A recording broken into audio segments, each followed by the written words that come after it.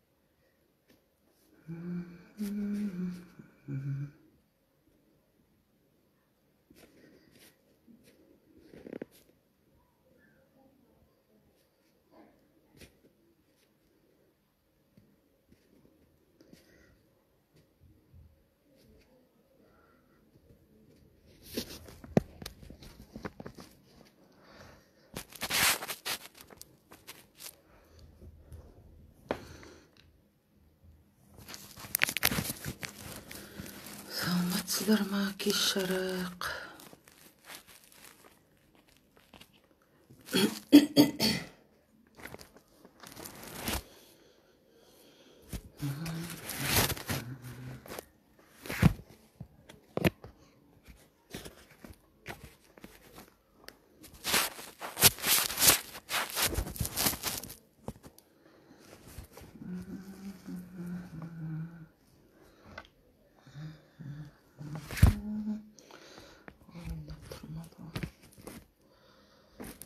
Прошу прощения. Здравствуйте, добрый вечер.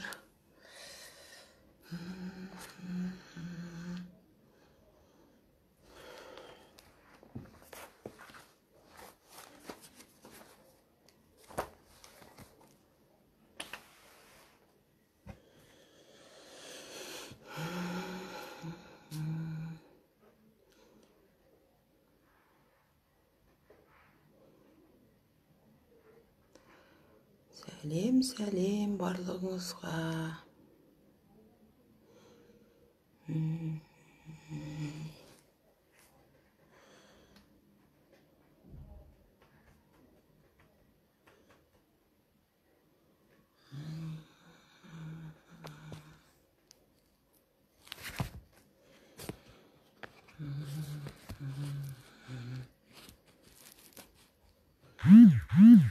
Сотканы тұрғыза алмай жатыр.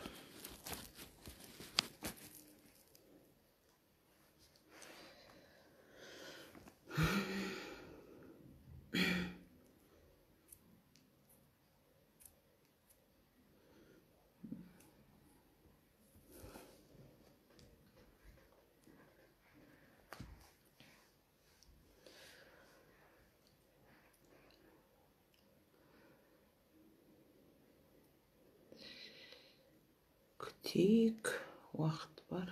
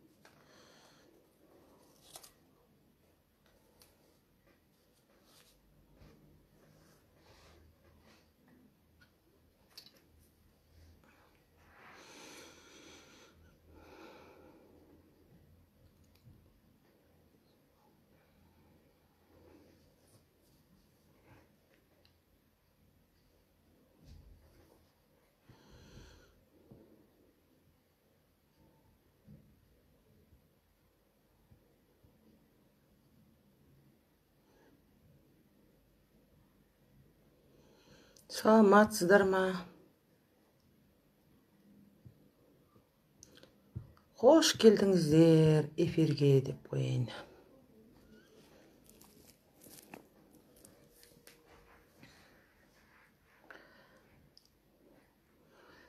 Көрермендеріміз жиналсын деп күтіп отырмыз.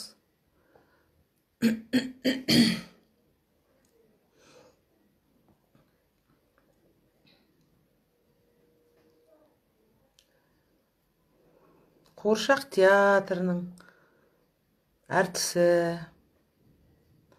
қандай мәселемен отырсыз дейді. Кішкентай балақайларға ертегі оқиын деп отырмын.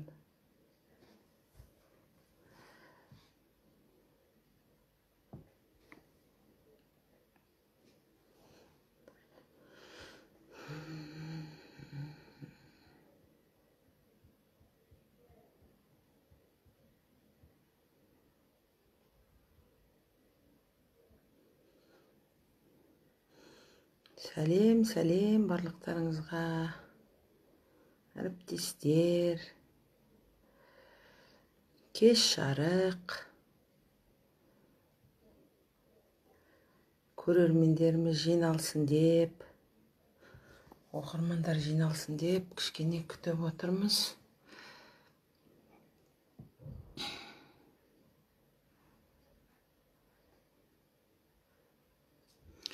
Онда қазір балама берейін дейді, беріңіз. Қызықты ертегілер оқылады.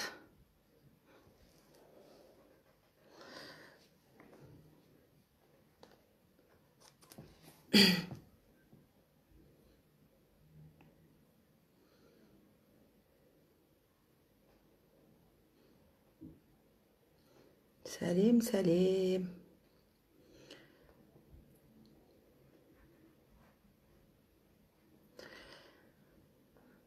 әріптестер.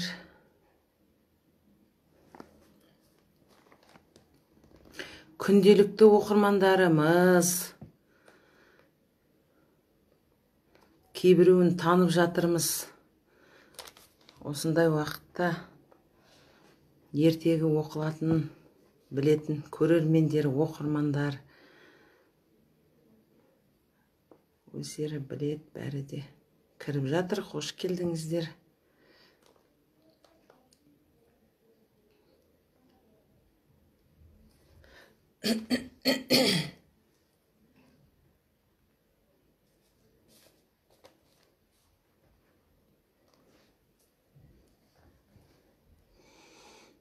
Сәлем.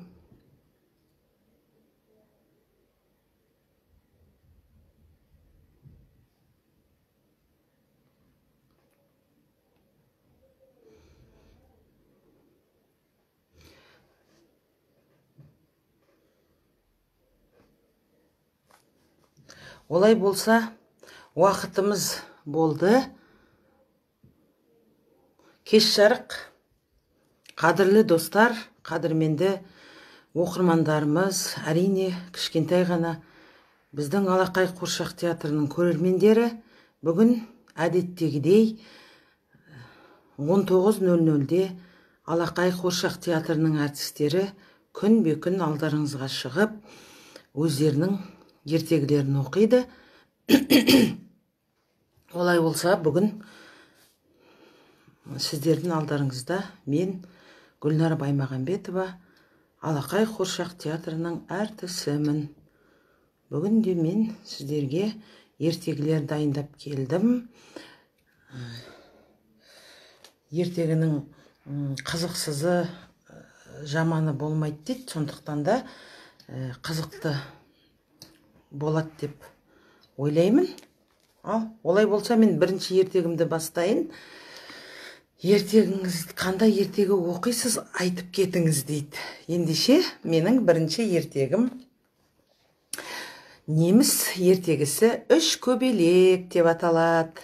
Олай болса, қанекей жақсылап, жайғасып отырып алыңыздар. Ал, кеттік. Үш көбелек. Күн шуақты алаңқайда апалы сіңлілі үш көбелек тату тәтті өмір сүріпті. Олардың біреуі ақ, екіншісі қызыл, ал үшіншісі сап-сары екен. Көбелектер гүлден гүлге қуана ұшып қонып, өмірлерін көңілді өткізіпті. Бірде тасыр-тұсыр етіп жаңбыр жауып кетеді. Көбелектердің қанаттары дымқылданып, қайда тығыларын білмей дал болады. Ал себелеп жауған жаңбыр тоқтар емес. Мал-мандай су болған көбелектер Лалагүлге келіп, Лалагүл, бізді жаңбырдан тасалашы, деп өтінеді. Сонда Лалагүл тұрып, жарайды, ақ көбелектің түсі маған ұқсайды екен, мені саяласын, ал қызыл, сары көбелектер басқа жерге тығылыңдар, дейді.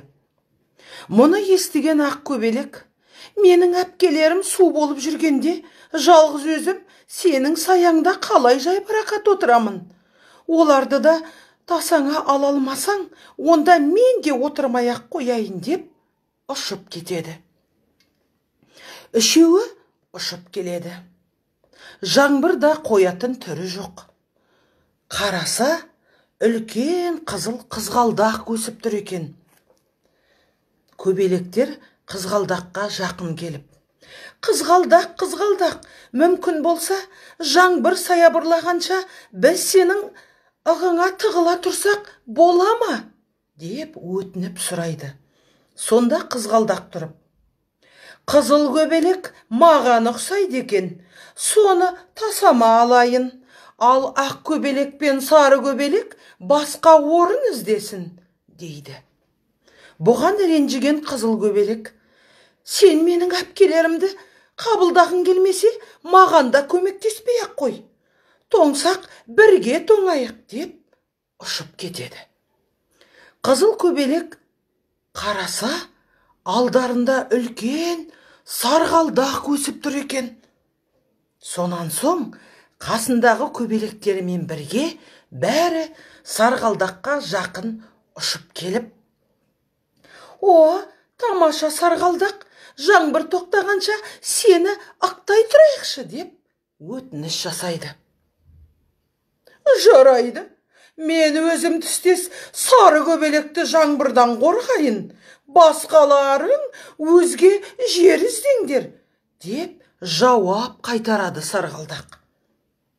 Жоқ, сен менің әпкелеріме көмек бере алмасаң, мен де сені мазаламаймын, одан да жаурағаным артық, деп жауап қайырып ары қарай ұшып кетеді.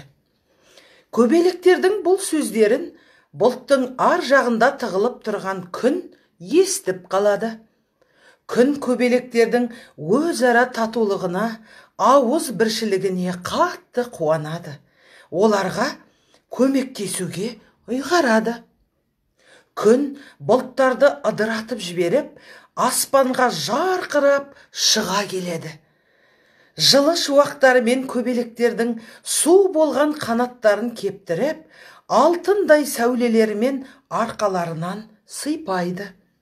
Қуанған көбелектер қанаттарын шаттана қағып, қайтадан көңілдене бастайды. Алаңқайдың көркін кіргізіп, әрі-бері ұша бастайды.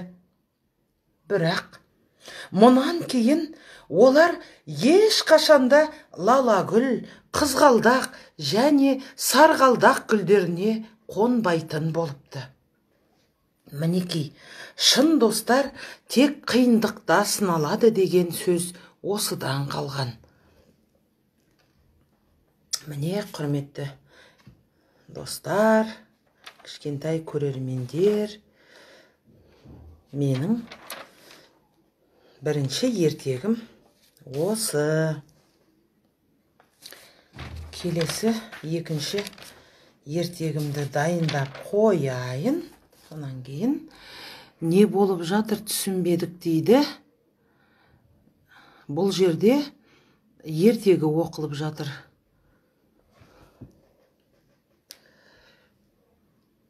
Сәлем, сәлем. Қалайсыздар?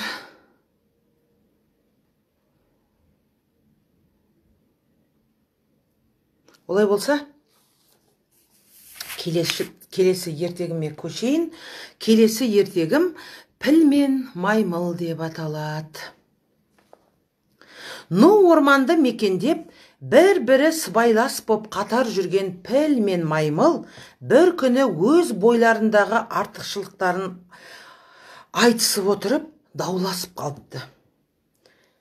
Менің бойым таудай, ашулансам бар ғой, қандай жуан ағашты болса да тамырымен қопарып тастаймын, ондай қайрат сенде жоқ, деп піл маймылға мақтаныпты.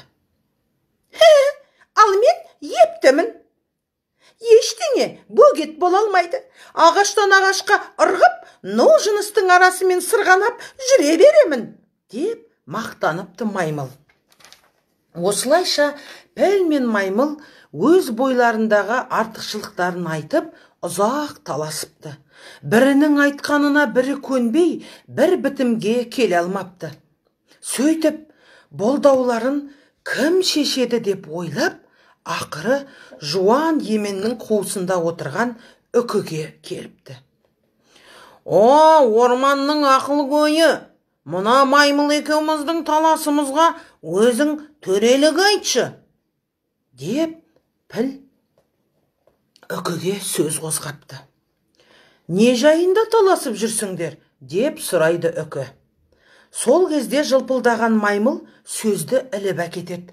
О, біздің ақыл көйіміз, анығын айырып беріңізші, күш қайрат үстен бе, әлде епшілдік үстен бе?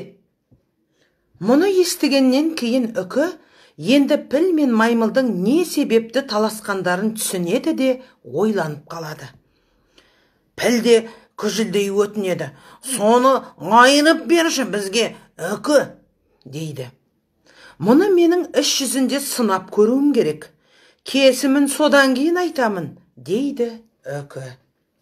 Қалай сынамақсың, деп сұрайды піл мен маймыл.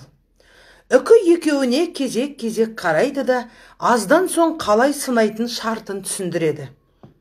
Мына өзеннің арғы бетіне өтіңдер. Қалың ағаштың арасында биік өскен бір түп алма ағашы бар. Қазір жемісі уылжып пісіп тұр. Екеуіңде өзеннен өтіп, сол алма ағашының алмасынан алып келіңдер. Сонан соң өздерің қалаған төрелікті айтамын, дейді. Піл мен маймыл алма алып келу үшін өзенге қарай беттейді.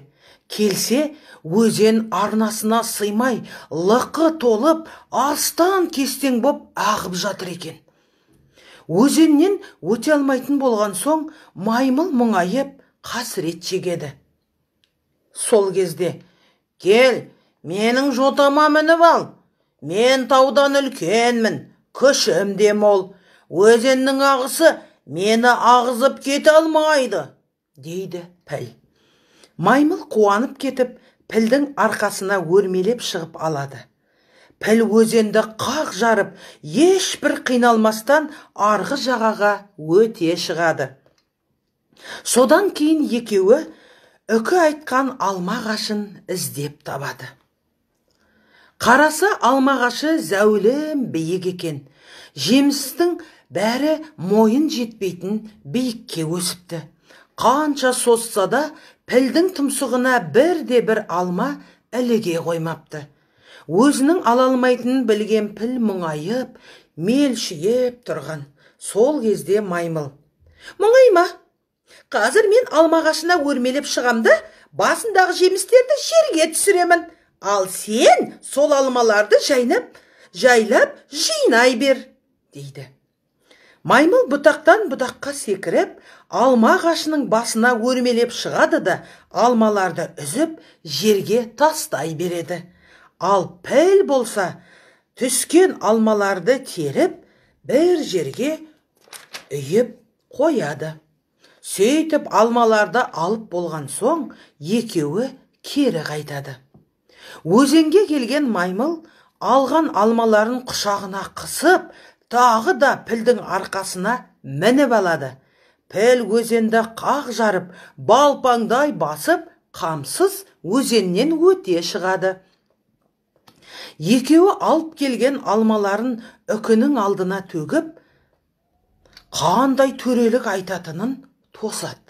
Сонда үкі тұрып: «Маймыл, сен мына ағыны қатты өзеннен қалай өттің?» деп сұрайды. Маймыл шынын айтыпты. Мені піл арқасына мінгізіп алды». «Дұрыс, өйткені оның бойы таудай, күші де мығым, өзен ағызып кете алмайды. Ал піл, сен айтшы, биік ағаштың басындағы жеміске бойың қалай жетті?» «Менің бойым жетпеген соң, маймыл ағаштың басына шықты да алмаларды үзіп жерге түсірді», дейді піл. «Міне, ұқтыңдар ма?» деп үкі өзінен төрелік сұрап отырған піл мен маймылға түсіндіре бастапты. Күштен де, епшілдіктен де үстем нәрсе ол бір-біріңе деген көмегің. Бір-біріңе көмектеспегенде екеуіңде мына алманы алып келе алмас едіңдер. Күшің болғанмен ебің болмаса, ебің болғанмен күшің болмаса, бәрі де бос әурешілік, еңбегің зая кетер еді. «Дұрыс, дұрыс» деп піл мен маймыл өздеріне айтқан үкінің төрелігіне бастарын шұлғып келісіпті. Сонда үкі тұрып: «Біл, сен күшіңе сеніп даурықпа. Ал сен, маймыл, епшілмін деп бостан босқа бөспе. Әрқашан бір-біріңе осылай көмектесіп жүріңдер» деп өсиет айтыпты.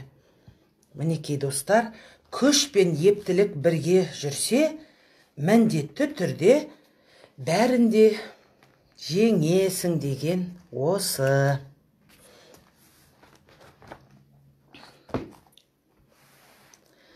Сәлем, кеш жарық барлығыңызға. Қалайсыздар? Көңіл күйлеріңіз қалай? Ертегі ұнап жатыр ма?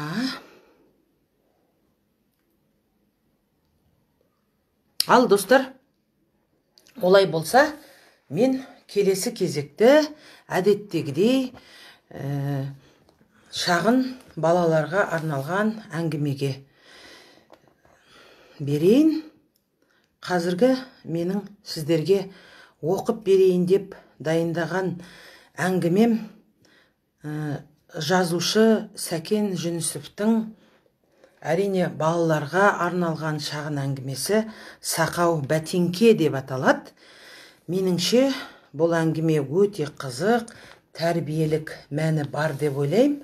Сондықтан да біздің кішкентай достарымыз, көрермендеріміз әңгімені тыңдаса, әрине үлкен сабақ алады деп ойлаймын.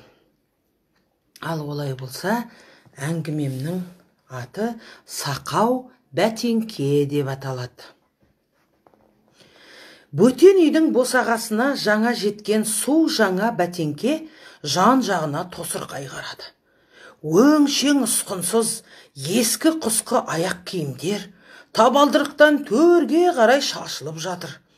Табаны сөгіліп, тістері ырсиған етік, бір жақ жамбасына қисайған құныс бәтеңке, қонышы бүктетіліп, мыжырайған пима. Қалай болса солай үйме-жейме боп жатқан мұндай аяқ киімдерді бұрын көрмеген жаңа бәтеңке жан-жағына қарап таң қалды. Бір кезде оның тап алдында тұрған беті салтақ-салтақ қисық өкше бір бәтеңке сөйлеп қоя берді. «Ей, сен қайдан келдің? Кімнің бәтеңкісісің, а?» «Мен бе?» деді жаңа бәтеңкенің сыңары. «Мен Болаттың бәтеңкесімін, көрші ауылдан келдім. Ал өзің ше?» «Мен осы үйдегі Шолақ деген баланың бәтеңкесімін», деді бетін тыржитып. «Ал шыққан жерім Алматы аяқ киім фабрикасы». Онда жерлес болдық қой», деді жаңа бәтеңке. «Жерлес қана емес, Екеуміз де бір күнде фабрикадан шыққанбыз. Екеуміз құрдаспыз, деді көне бәтеңке. Қойыңыз, сіз әлпетіңізге қарағанда менен кемінде 2-3 жас үлкен шығарсыз. Бауырым-ай, мазақтайсың ғой, деді көне бәтеңке ренжіп. Менің жер басып жүргеніме 2 ай болды.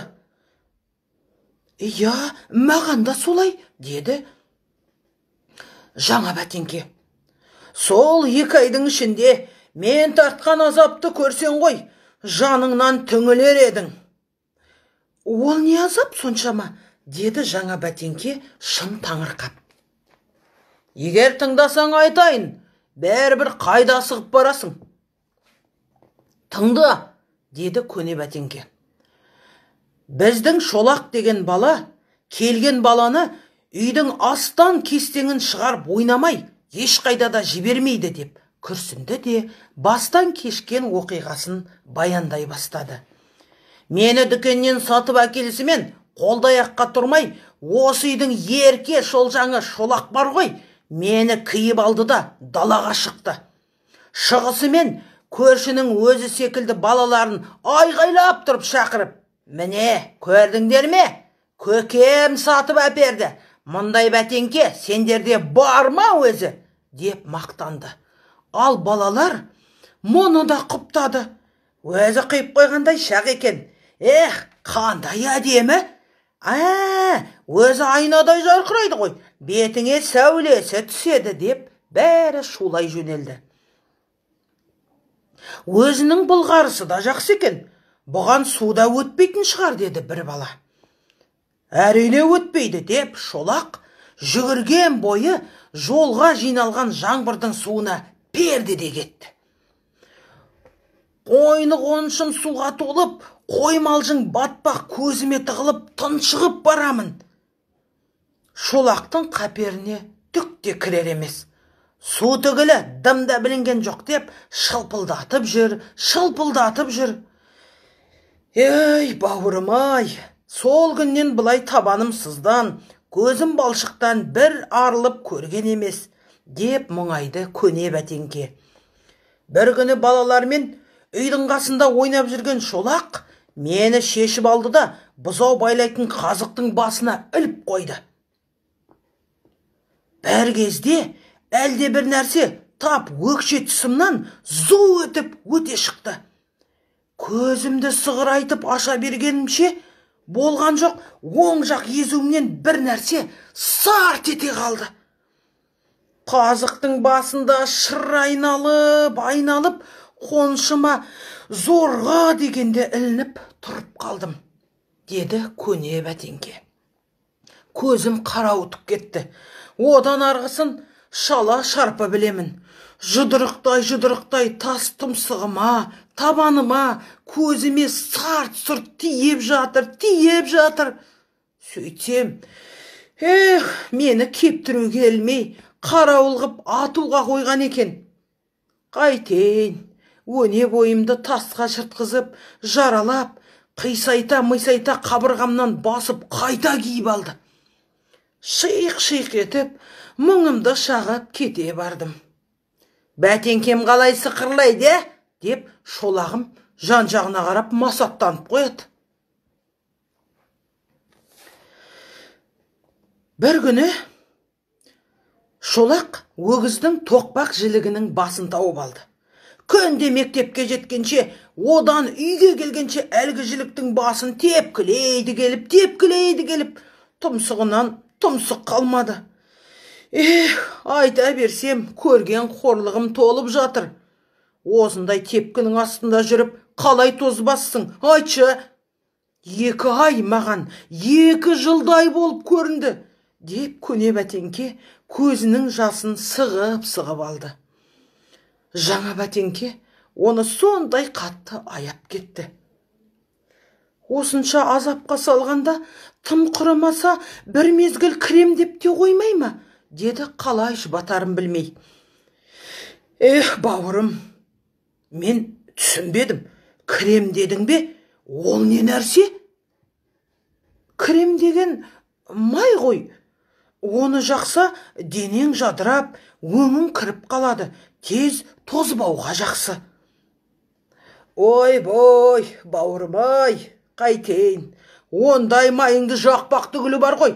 Тұмсығымызға да бір иіс кетпейді ғой шіркін. Жаңа бәтеңке одан әрі ештеңе дей алмай, көне бәтеңкенің сыңарын іздей бастады. Ей, достым, осы сенің сыңарың қайда кеткен, а? Сыңарың қайда сенің?